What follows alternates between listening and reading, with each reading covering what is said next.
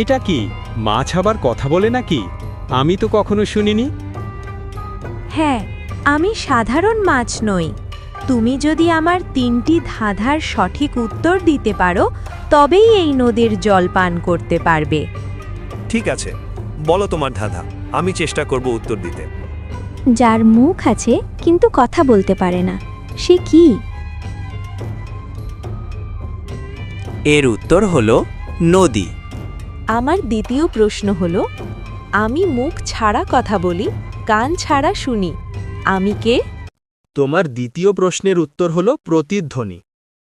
আমার তৃতীয় প্রশ্ন হলো, যতই তুমি আমাকে নাও, ততই আমি বড় হই, আমি কে? তোমার তৃতীয় প্রশ্নের উত্তর হলো গর্ত। বাহ, তুমি সবগুলো ধাঁধার সঠিক উত্তর দিয়েছ। এখন তুমি জল পান করতে পারো। যুবক নদী ঠান্ডা জল পান করে তৃষ্ণা মেটাল।